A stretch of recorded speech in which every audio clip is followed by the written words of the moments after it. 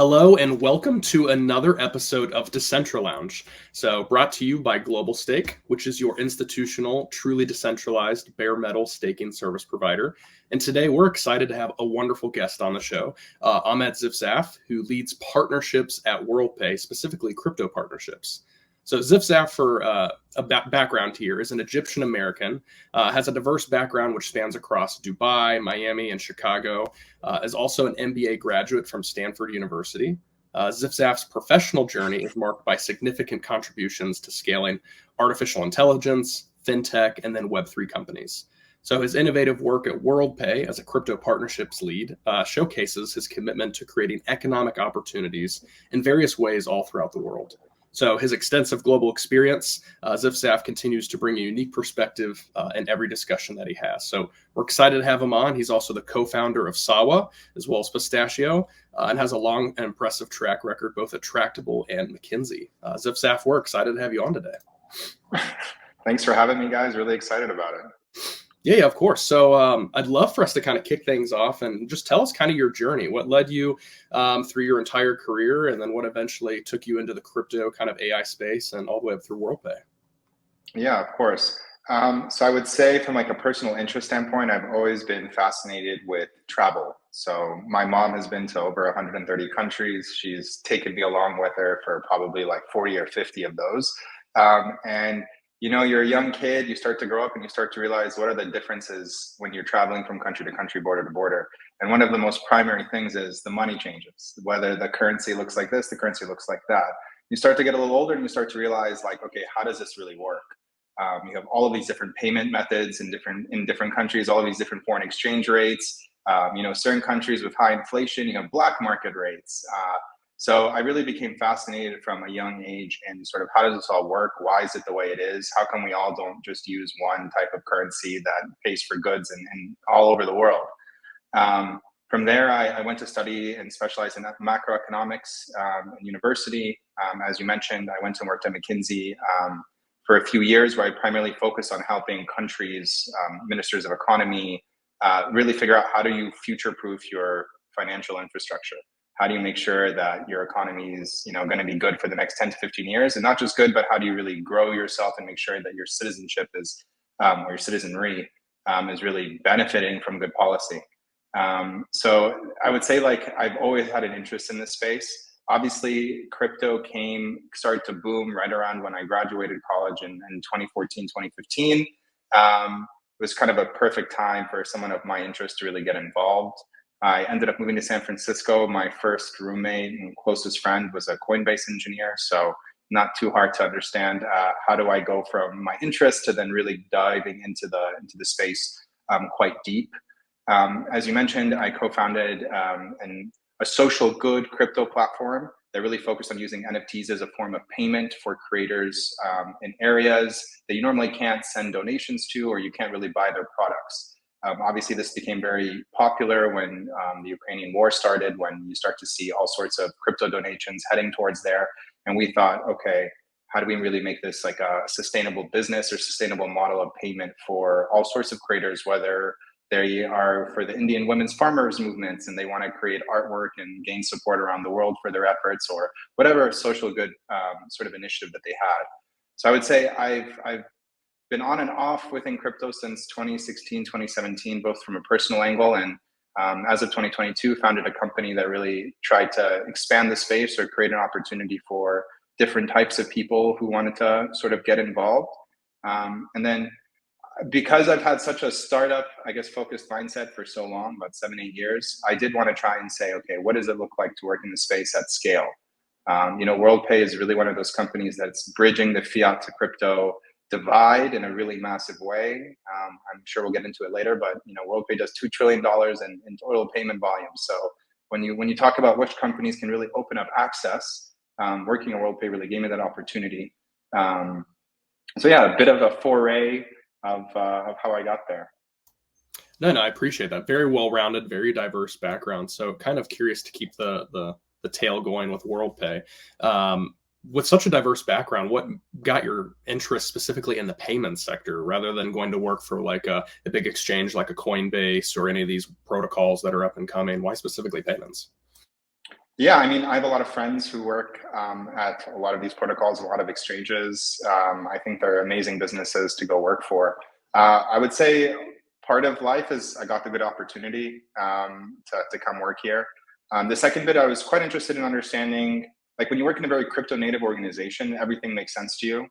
Like everyone just speaks the same language. Everyone knows that, oh, this is how the market's going to move. Oh, this is like where trends are going. I was kind of interested to understand, like, okay, if I'm working at a massive existing organization, like how do you devise and execute upon a crypto strategy? Secondly, Worldpay had a very established brand in the payments sector. So I knew that it wouldn't be, begging for people to come use my protocol or trying to use airdrops to come use whatever my token or whatever it might be. I knew that I could come into conversations with like a great amount of legitimacy, and therefore I could kind of skip a lot of the painful steps that a lot of sort of more crypto native companies have to deal with. Also, I joined during a bear market, which was an interesting time to join, just because people were still active in the space, but there wasn't a ton of innovation or not a ton of users and very innovative products. So I thought it was a good time to step in and see, okay, how do I take a sort of behemoth of a company and work within the paradigms that they have to really take financial services to the next level on chain. And within my role, just because I get to head up all of our global crypto partnerships, I get to work with all of these major exchanges. I get to work with all the new protocols or L1s and L2s. So I still get to feel like I'm on the pulse while still having the resource and sort of product backing of a company like Worldpay. Awesome. I love it. So one thing that I think most people are not familiar with or realize is Worldpay has been in the crypto space a while. Like I believe it was back in 2014. So can you kind of talk about like what exactly is Worldpay doing to embrace the Web3 space and cryptocurrency in general? And what does it actually mean to be bridging the gap between traditional merchant processing and crypto? Yeah, for sure. I think maybe I'll just start off by saying that Worldpay is like one of the largest companies you probably, or many of your listeners probably have never heard about. But like to make it short about what we do traditionally, when you think about e-commerce, retail, airlines, is every time you swipe your credit card, it's not really Visa, MasterCard that are doing all the work immediately. It's a company like Worldpay. So that 2 to 3 seconds that you're seeing between when the transaction goes through, that's someone like Worldpay, or most of the time Worldpay, going through and saying, hey, this is not a fraudulent transaction. Hey, this user or this customer has enough funds to pay for this. Hey, let's go ahead and make this transaction go through. And then we're the ones who actually have the relationship with that merchant and are paying them out. So in crypto, it often works in very much the same way. When you're on an exchange and you want to use your credit or debit card to kind of top up your account or buy the latest meme coin, we support those exchanges in allowing their users the full amount of payment methods that they would have in their normal day-to-day life, but in regards to crypto, enabling that for crypto. So I would say a big focus that we have today is taking all of the products we have for existing kind of Web2 businesses and saying, okay, how can we modify this or how can we improve upon this so that it's applicable to crypto exchanges, marketplaces, OTC brokers. I mean, the use cases are sort of endless, which is kind of why it's exciting to kind of be in this type of role in space. But that's sort of how we operate. The second bit that I would say that's really important for crypto businesses is sort of our fraud and risk and regulatory sort of backing. We've been around in many different formats since around 1997. So you can imagine when you're thinking about a crypto today, it's borderless, it's global, the companies are everywhere. You need sort of a partner like Worldpay who has existing licenses in all major markets, who has troves of data on fraud, on credit and debit card transactions, so that you can allow as many transactions through and know that you're not going to have a ton of chargebacks or a ton of fraud on your books. So I think those are the two main ways that we support crypto, is allowing the most payment methods so that your users can go on and actually use your products. And then as a business, making sure that you're not really getting screwed on the back end, that you're working with a partner who's working with you side by side in a consultative sort of fashion to ensure that you have low fraud. Very interesting. So can you kind of explain, so at the typical business, if they are already using Worldpay to accept traditional merchant processing with credit cards, debit cards, et cetera, how does one now integrate cryptocurrency? And I guess to expand upon that, are you guys allowing them to accept Bitcoin, Ether, Polkadot, like any random number of coins, Dogecoin? Or are you guys basically saying, hey, you can only use USDC, et cetera? And then curious how the partnerships work with companies like Circle, USDC, if you are going from that perspective. Yeah, for sure. So I would say like the way that we bridge the gap, and when I say that, it's that we're literally letting crypto exchanges get access to fiat rails that they otherwise might not have. So it's not like necessarily that we're, buying and selling or holding Polkadot or whatever token it is. We're just literally letting an exchange, which it actually is a pretty significant deal, just say, hey, I want my customers to take fiat and be able to buy cryptocurrencies. Now we do have a great partnership with USDC, and I think in general, stablecoins is definitely a lot of what we've been working on, what we will continue to work on, both from a treasury standpoint, allowing like large exchanges to settle their own treasury in USDC. And then also looking into how do we let them also pay out their users in USDC? How do we make that really seamless? How do we make that really efficient? How do we make that sort of like the best experience possible? So I would say like that's like our main focus when it comes to like payment methodologies. It's very much focused on stablecoins, especially with our partnership with Circle.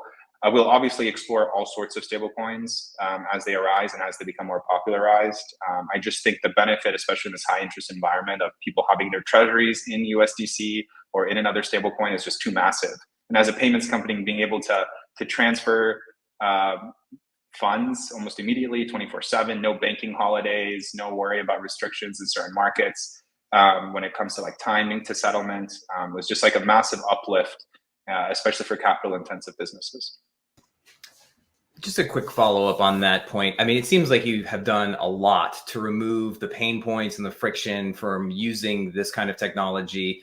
But, for me, for instance, as a typical US citizen, I'm often precluded from doing any kinds of these activities. Part of what WorldPay's mission is to try and help guide regulators and through this process. I got to imagine with sort of the cachet that comes with being WorldPay and having been around in many forms since the 90s. Is there something that you guys are actively doing to work with regulators to help, reduce that friction or eliminate it completely? Yeah, I mean, I think regulation by its own definition will never remove friction. It is friction in some ways, but we are, and don't correct me if I'm wrong, but we are on a lot of different councils around the world, especially in the UK. So I think it's like the Bank of England Digital Asset Governance Committee. I don't remember the exact acronym, but we sit on a lot of boards and governance councils like that, where we're able to give our input. In the US, we do have sort of a lot of senior sort of execs that go to DC often to kind of give our perspective. So I think it's definitely top of mind, both from a crypto angle and just from payments in general. It's a highly regulated business. That's why it's difficult to kind of break through. And this is sort of why you see an explosion of crypto payments and remittances and all sorts of cross-border activity. So we definitely have to work hand in hand with regulators. And we have to work hand in hand with our customers. So I think oftentimes, WorldPay offers a service for sure. It's an infrastructure technology player. But at the end of the day, we also have to offer a massive sort of consultative approach with our customers, understanding what entities they have, understanding where their main payment flows are going through, understanding what regulation applies to them in which jurisdictions, understanding, what is the most optimal method for you to be transferring between your entities or to be accepting different types of payments at the sort of cheapest interchange fee. So there's so much that goes into it, and it really is like a rabbit hole you can get lost in forever. So it's something that I think the greatest advantage of working with Worldpay versus any sort of competitor is the fact that we've been in the business so long. We have these teams that are already set up to work hand in hand with you to figure it all out, that you don't need to have a large payments team yourself, which is, I think, a nice addition when, you're a company, some of the largest exchanges have been around for 7 years max. They're like $200 billion industries. Like, to be able to hire for all sorts of roles with deep expertise in every sort of vertical and in different geographies is extremely difficult. But you get to work with a WorldPay, you get to offload a lot of that and leverage our expertise and our skills and sort of what we do best. Are there certain jurisdictions globally that you're finding that are really exploding and adopting crypto payments faster than others, such as like Latin America or Europe or Asia, et cetera? Yeah, I mean, I think it obviously changes like very quickly as crypto does. So if you have markets like the UAE, which they adopt really progressive sort of crypto regulation, and suddenly every crypto company wants to be based out of there. You have markets like Singapore, which are operating as a hub for the same sort of thing. Me personally, as I mentioned, I do like to travel a lot. I've been spending the last 3-4 months in LATAM, specifically Argentina and Brazil, just because I was a little bit, I don't want to say tired, but like in the US and in San Francisco, oftentimes crypto is from like I want to build something or I want to enter the casino. But there's not a lot of like day to day of, hey, I need to use crypto, because you have pretty substantial and significant financial infrastructure that does the job. But you come to, I don't know, a country like Argentina, if you want to buy an airline ticket, you have like 12 different payment methods that you have to consider. You have inflation that you have to consider, where week to week, prices on a food menu go up 20-30%. So imagine just sort of every single item that you might be purchasing in your life. As I mentioned, Egyptian American, Egypt is the same. You're looking at something like 20% month-on-month inflation. So I think these places that have sort of weaker currencies or high inflationary environments are clearly the ones who are adopting crypto the fastest. I wouldn't say they're, at least something that I was surprised by, I wouldn't say that people are like transacting in Bitcoin or Ethereum. They like primarily do want like a stable coin, because that's how they like live. But they obviously you kind of enter with wanting something more stable, and you find yourself holding all these different types of tokens for the different use cases you might be interested in. Something that I'm keeping particular attention to is countries like Nigeria, where you have huge crypto adoption, but now you're starting to see it affect their own local currency. So I'm curious to see, how do countries deal with that, knowing that you're going to weaken your own financial backing, your own financial power, just by the fact that you're allowing your consumers to, or your citizens to kind of hold this new token or this new currency in sort of a large fashion. So that's definitely something I'm keeping an eye on, and curious to see how the governments react to. Very interesting. If you have this data point, I'd be curious to know, but are there certain cryptocurrencies that you guys have noticed people heavily use for payments instead of storing? So like privacy coins or I guess typical stables? I mean, the only data I would have are stables. But I will say in the last 2 months, in general, volume has been massive. Like we were expecting around the halving of Bitcoin to start to see the bull run take off, but I'm sure as you guys have seen, like we're already seeing massive upticks like way ahead. So we're bracing ourselves for what's going to be what we think will be like a massive sort of uptick in volume across, I would say across the board, but obviously it's being led by Bitcoin. We're seeing a large uptick in people settling in USDC.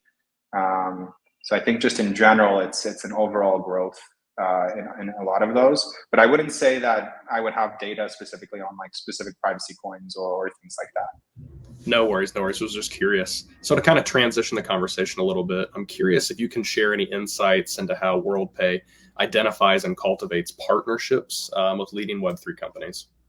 Yeah, for sure. My whole job, my day to day. I think it's a combination of two things. The first is you need some sort of commercial synergy. Like you're providing a service to similar types of customers where maybe they provide A and we provide BC and someone else provides DE. But like these are all services that a particular exchange might need, or like a particular marketplace might need. So we first like want to identify companies that like broadly are in payments or broadly are providing on-ramp or off-ramp services or KYC or KYB in some different way, shape or form. The second is like a bit more future thinking, where we're looking at and saying, okay, this is what our product suite does. Where do we think like the future is going to go? And this is where we work a lot with like L1s, because they're sort of like the first line of, developing primitives that people will start to use and start to transfer and start to send and start to, develop things on top of. So we sit on, for example, like Hedera's governing council. We have partnerships with like other sort of similar type of blockchains. So it's sort of just making sure that we are abreast of the latest innovation and know how, at least internally, know how to use our current product suite or our current licenses around the world to provide a better service to our existing customer base. And another interesting thing that I think will start to come about more is traditional businesses who start accepting crypto as a form of payment. So I'm starting to see companies reach out to us, jewelry businesses who do like 20, $30 million in crypto volume just because they have a global customer base that wants to transact in it. It's like, okay, how do we work with companies like that where they're not like a crypto business, but they have so much crypto volume in their, I guess, I don't know if you want to call it cash flow anymore, but crypto flow. Like, how do you work with those type of companies? What types of financial like sort of tools do they need to succeed? So I think that's where a lot of like my work and my day-to-day like lives, is sort of across those buckets. Really appreciate it. I guess to kind of wrap things up, is there any like major public projects that you're really excited about that WorldPay is getting ready to either launch or has launched that you just want people to know about? I would say the main one I'd say two things. One that's already kind of been in the news, but something that we continually want to wrap up on, and we kind of touched on, is sort of stable coins and like what you can do with them as like a large business. So we want to be able to support your treasury being in whatever currency you want, especially if it's a stable. We want you to be able to pay out to your customers in stables, just because we think there's going to be very high demand for that. The second bit is, WorldPay recently was spun out from FIS. So we're now like a standalone company, private equity backed. So we now have an opportunity to start to explore acquisition, to start to explore different business models. So I think you'll hear a lot more from us. It's obviously in the works, it's cooking right now. But the message that I wanted to leave everyone with is that we've been in crypto for a while. We're very committed to the space, and we are constantly thinking about ways we will provide our services for sort of future users and sort of the future of finance and payments and sort of cross-border transactions. So yeah, I think I'll leave it with that. Fantastic. Zifzaf, thank you so much for being on. For anybody that's listening that wants to follow up with WorldPay or figure out how to connect with you all, what's the best way to do it? I would say on Twitter, you can just find me at Zifzaf, or I think it's Ahmed Zifzaf with my handle being Zifzaf, or LinkedIn. Feel free to add me on LinkedIn. It's just my name. You can find me with WorldPay. Happy to connect with other builders, investors, partners, anyone who's really interested in the space. Happy to talk with them. Awesome. Well, thank you so much for being on. For those of you that are listening, stay tuned to another episode of Decentral Lounge. Thank you, everyone. Thanks so much. Take care.